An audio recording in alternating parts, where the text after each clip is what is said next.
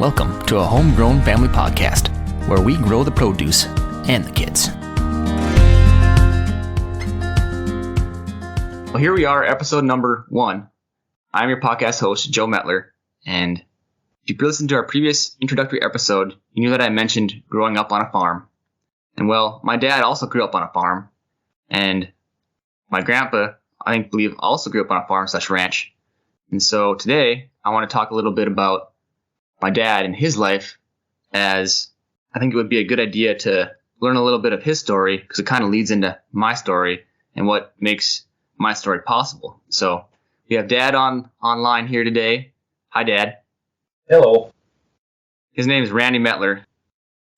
Dad grew up on a farm, and our grandpa, Tom, grew up on a farm also, a ranch over in South Dakota, if I recall.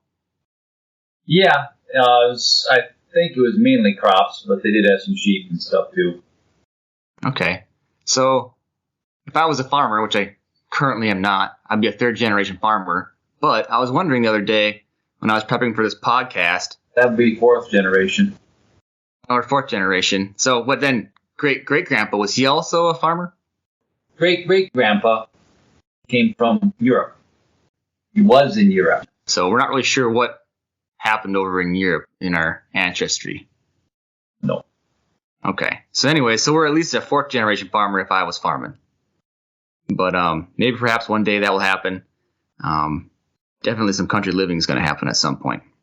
So anyways, so we kind of come from a little bit of a line of farmers. And so maybe that's some of the drive for this podcast and our interest in growing things and that type of stuff. So I kind of want to get into Dad's background here. And so, Dad, you grew up on a farm, but what kind of farm did you grow up on? Well, we had a mixture of livestock. At one point or another, we had sheep, beef. We always had beef. And we always had hogs. And then we had a large number of sheep at one point, about 100. Well, a large number to some people. And then we got into dairying more, and we got rid of the sheep. So the dairying, we just had a small barn, 20, 25 cows. So that would have been, from about 8th grade up to when I graduated from high school, I basically ran the dairy. Okay, so you had, how many beef cows did you guys run?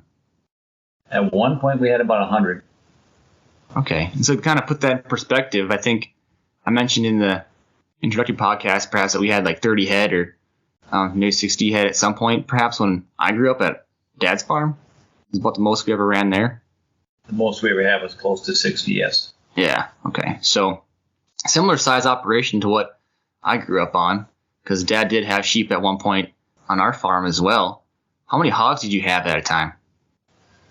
Dad had a barn that held 20 farrowing sows, so we probably had 30 to 40 sows.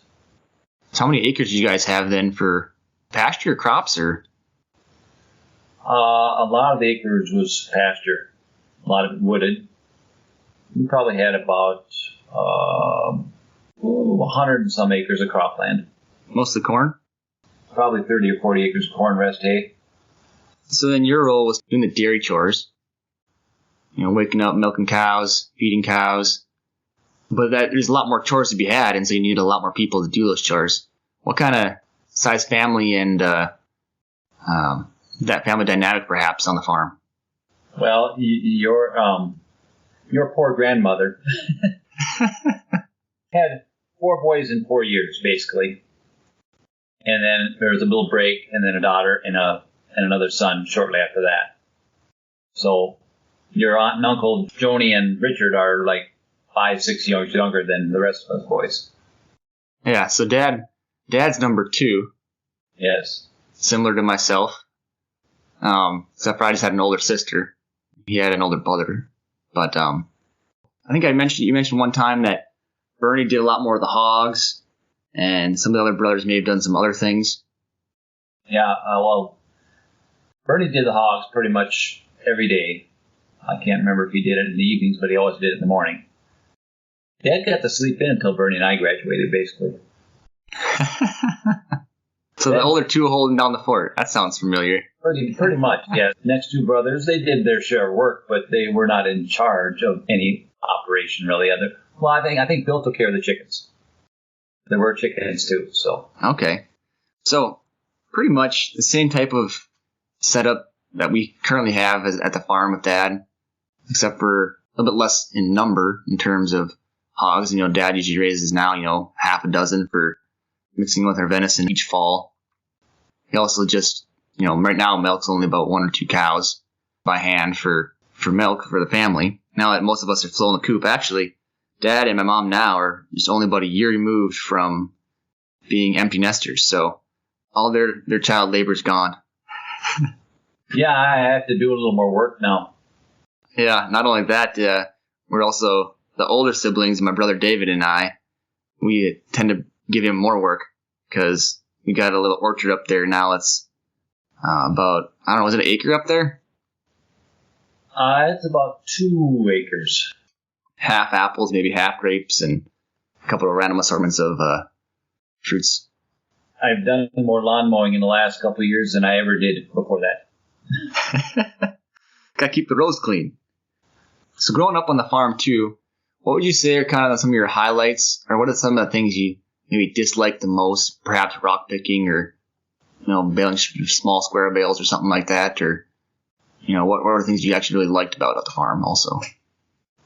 We are in an area of Minnesota that has a lot of rocks, so rock picking was never fun, especially when your brothers would hit you in the head with a rock. But for any listeners that maybe moving in from the city to maybe trying to start a homestead someplace and buying some country property, that have no idea what it means to pick rock. I mean, are we going out there with a 5-gallon pail, putting little tennis ball rocks in a pail and walking them over and dumping them? What's the process of picking rocks? Well, nowadays, these bigger farms go out there with bobcats and scoop up the rocks in their buckets and put them in a wagon. But that's not the way we did it. One of our hay racks would double as a rock wagon, so about an 8x16 rack, and we would have 4 to 6 people picking rocks probably. And we'd just drive along, do a swath down the field of about 80 feet, turn around, come back, and unload them when we got rack got full. It wasn't a terrible job. I mean, it was sunny out. It got a little dusty, but there was one occasion when Dad wanted to finish the field and it was raining. Oof. Not my favorite moment. Yeah. I do remember being on the tractor at Grandpa's farm a couple times. I think Grandpa was teaching me how to, or maybe it was Dad, one of the two. I do remember Grandpa particularly going up there one time, and I was either hitting the clutch or the brake at the wrong time and was bouncing around, or accidentally got it in second gear or something. He had to run up there and shift it down for me because I was going too fast or something like that. I don't know how old was I then? Probably 13 or 14? You must have been picking rocks on the field north of the house? Yeah, yep. Okay, because we didn't have the old place then anymore. Yeah, so, yeah, you mentioned the old place, I guess. So you and Bernie, being the oldest and second oldest, you guys were born in South Dakota, right? Yes, we were born in South Dakota. But then great-grandpa went to South Dakota, did some farming, and then... Your great-grandpa was in South Dakota. On your grandma's side, they were in Iowa. Did she originate from farmers, too? No, I guess not. They had some horses, but other than that, no. Okay. So great-grandpa and Grandpa Tom were in South Dakota, and you and Bernie were born in South Dakota, then moved up to Minnesota, or was there a couple more born in South Dakota? No, Bob was born here. Okay. The family moved over to central Minnesota, had a property and house there, and then you guys ended up moving just down the road a little farther. Can you kind of go through that process there? Like, what happened that you guys ended up moving to 2 different spots that great close by and stuff? Over the years, Dad picked up more land, and the other land had a home site on it. And when I graduated from high school, it was in the 80s, right? And that was when the interest rates were double-digit interest rates. And all he could do basically was pay the interest with his cropping and livestock and stuff. He wasn't making any progress. Oh. So while I was at college, he ended up selling the original land, and my brother Bernie had built on the other home site, and he kind of when he sold the other place, kind of told Bernie to go find something else. You can only really hold so many families on the same piece of farming ground. Yeah. Yeah, so then you mentioned horses here earlier, too. You guys had some horses growing up at the farm, right? Well, with 100 beef cattle, you kind of need a couple horses, yes. Dad's probably one of the, I wouldn't say one of the last generations, because there's definitely people out there in western North Dakota and Nebraska that probably use horses for helping herd up cattle and things like that.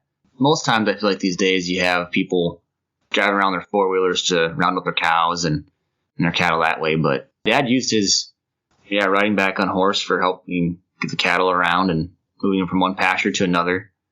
He never lost that affection for horses, though, because I think we've always had, well, at least one horse at the farm. Almost always, yeah. Then we're looking at, we have Grandpa over at what I grew up knowing as Grandpa's house. And then Bernie and Dad were out of the house. And so tell me, Dad, a little bit about your story, but what happened after you left the farm also?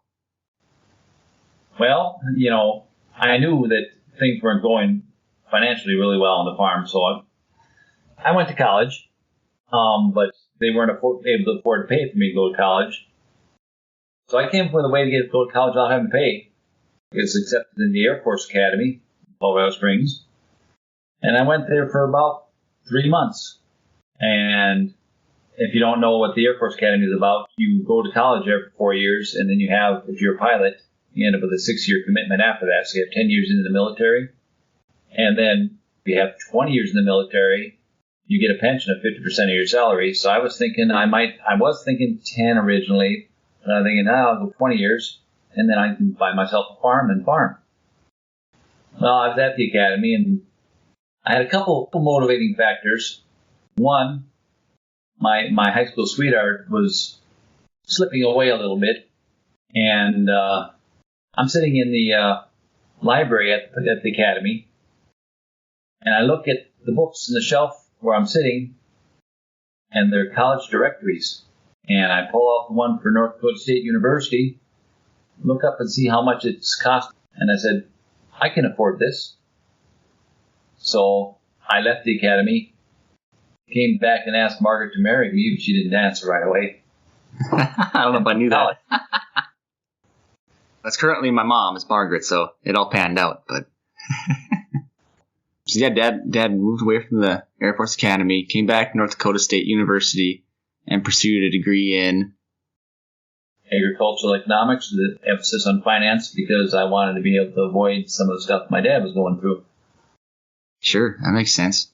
So then you go there for a 4-year degree. And if I remember right, Mom was over in Fargo working, I can't remember what the hospital is, but she was working as a nurse there. She didn't come to Fargo until after we were married, though. Okay, yeah. I got married during college. That was what, back in 86, 87? 85 is when we got married. 85 is when you got married, okay. And then how'd you end up back home? Because right now, Dad's farm resides, 20 miles to the south of Grandpa's farm. So how'd you end up back in central Minnesota? How'd that come to be? Well, I had a couple of internships during college. I went out to Billings and I worked for the Federal Crop Insurance Corporation one summer.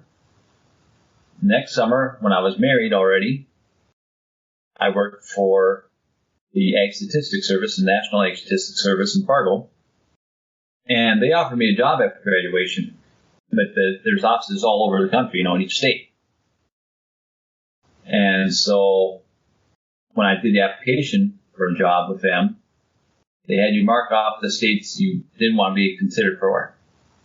And with this job, if you get promoted to this job, you end up going to different states usually.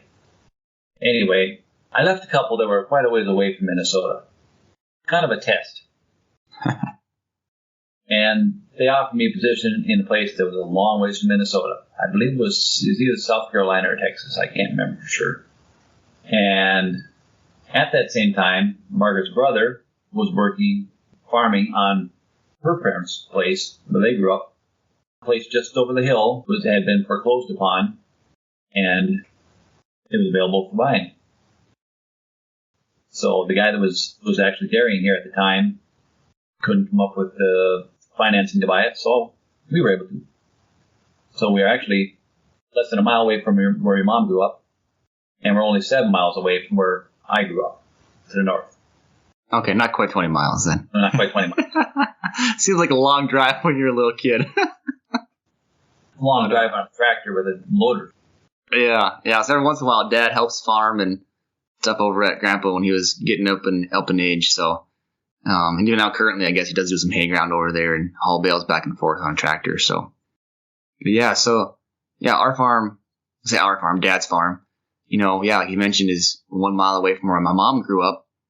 I didn't realize that you had gotten the farm through a foreclosure situation, but I guess given the financial issues that maybe Grandpa was having, kind of makes sense, I guess. Yeah. So when you had purchased that foreclosed farm as a dairy, did you basically get all the equipment with it and the dairy cows come with it, or is it all just starting from scratch? Started from scratch. I bought a tractor on an auction over by Fort Ripley and drove it home. That was my first tractor. What was your first tractor? Massey 265, I think it was. About a 60, 70 horse tractor with a loader. And one of the other first tractors I still have, the 806 International. Okay. And we bought 20 heifers from way out by Bismarck, North Dakota. We started our dairy herd with 20 heifers. Wow. A little ambitious. A little ambitious, yeah. But then, you had the barn was there, so there was the milk room was there. So there was all that basic infrastructure. Yeah. So when I say starting from scratch, it wasn't completely from scratch, but I mean, he had no herd. All the farm's equipment went up for auction. So all he had left was the nuts and bolts of, the milking parlor and the system there. So Dad started farming dairy cows. And so right away you had, 240 acres or so with that? 260, yes. 260 acres. And most of that was pasture. I guess maybe a split between half pasture, half wooded. Half cropland, half woods, basically. Yeah, right. And the pasture could be either used for hay ground or for crops too. But early on, did you do much cropping or was it mostly just pasture? The only pasture we had was these little yards up by the house here. That's the only pasture there was. Everything else was crops. Okay. Yeah, so then he started doing that. Shortly afterwards, I suppose, then my sister was born.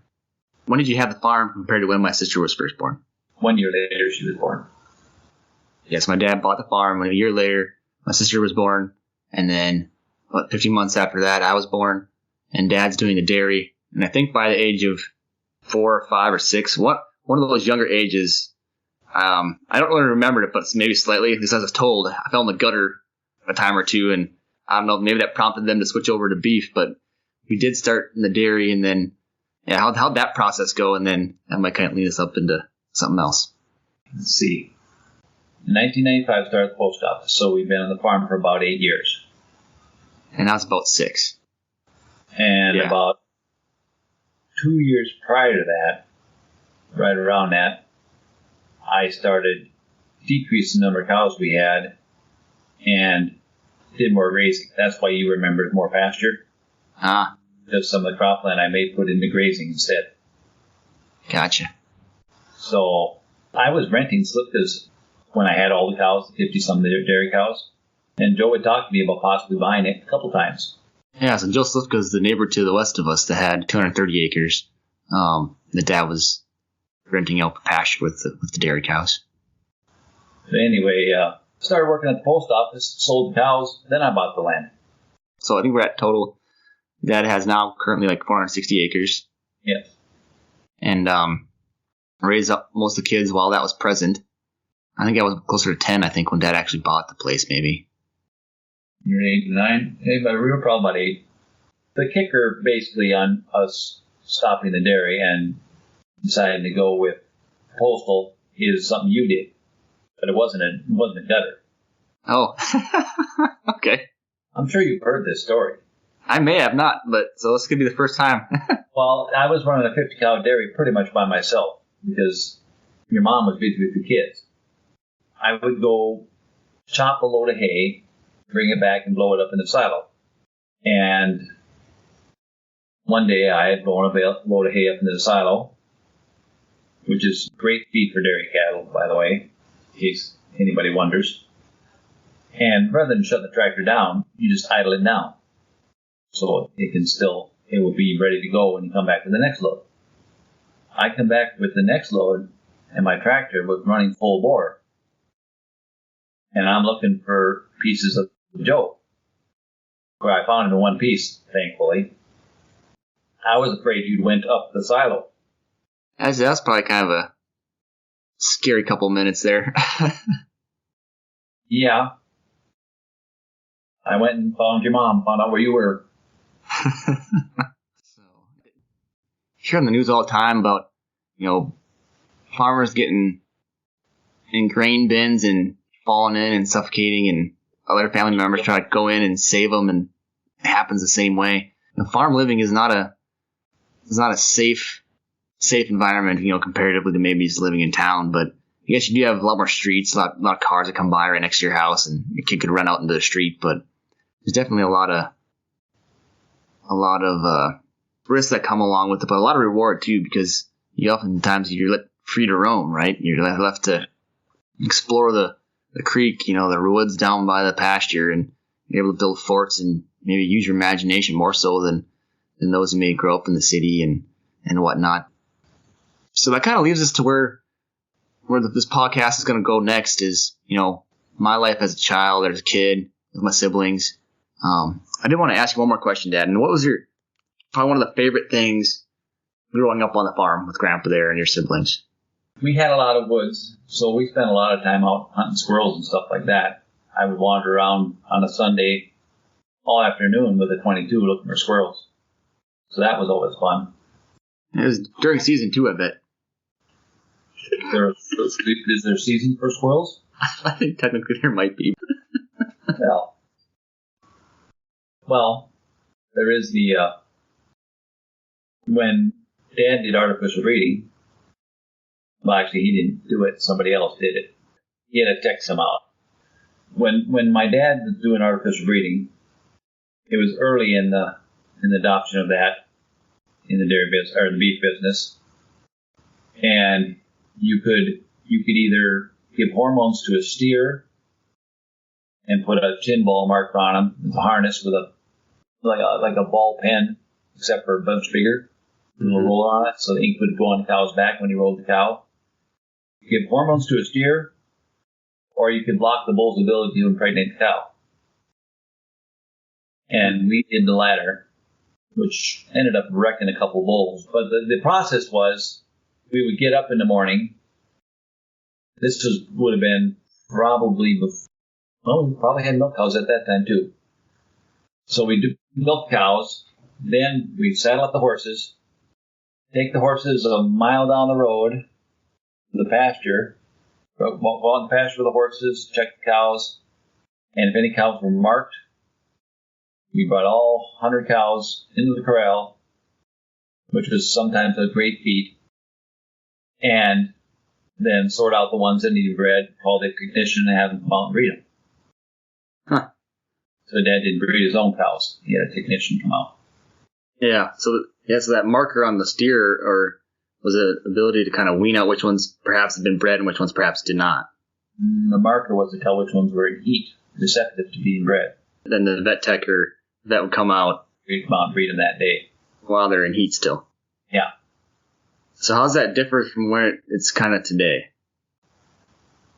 Well, today a lot of people that use artificial insemination give shots to the cows, not the bull, and time the breeding. So they cause the cow to come in heat and breed her at a certain point. When we had dairy, you watch the cows when they were out in the exercise yard to see if they were in heat, if they were letting anybody ride them. But then nowadays, almost all the beef, they just do synchronized breeding. I would say nearly 100% of people that use artificial breeding do synchronized breeding. Yeah, it's crazy, where farming has gone just from, my dad's generation to what would be my generation, but even more so from my grandpa's generation to my generation. just in terms of the industrialization of farming and the amount of, headers went from combine headers, went from 12, 15 feet to 60 feet, 90 feet wide. And then now your cultivation equipment was, 12 feet wide. Now you got, sprayers too that are like 60 feet, 90 feet wide, 120 feet wide. Way bigger equipment than what you had back then. And consequently, you almost have smaller farms than what you did back then. So to some degree, smaller number of farmers. Yeah, smaller number of farmers, larger farms, typically in order to make ends meet, probably. I guess what I'm getting at is that in a way, the kind of farm that my grandpa was, with having, hogs, dairy, beef, chickens, and some sheep. My dad, had a lot of the same. Those two farms were basically self-sustaining in their own right. I'm sure they both had vegetable gardens, so basically they had all they could use or need to self-sustain themselves without having to go to the store if they didn't need to. And so in this day and age now, farmers are very specialized. If they're a dairy farm, all they pretty much have is dairy. They might have some beef cows on the side too, but you oftentimes won't see them with more than 2 species or 3 species of, maybe they have a chicken coop on top of it too, but they won't have the hogs and the sheep and the other things. Or they're grain farmers and all they do is corn and soybeans and mix in a little bit of wheat here and there. And the type of farmer that my parents were and my grandparents were is kind of a dying breed. And I think I'll leave the podcast at that. If you have any questions, feel free to email me at homegrownfam@gmail.com or follow me on Twitter at @homegrownfam. If you have any questions for my dad, I'm sure he'd love to answer a little bit more about this lost art of farming, multiple things. We call it permaculture these days in a special terminology. But if you have any questions for Dad, we'd love to have him back and kind of just talk a little bit more about some of these things that maybe you don't see very often these days anymore. All right, thanks for listening.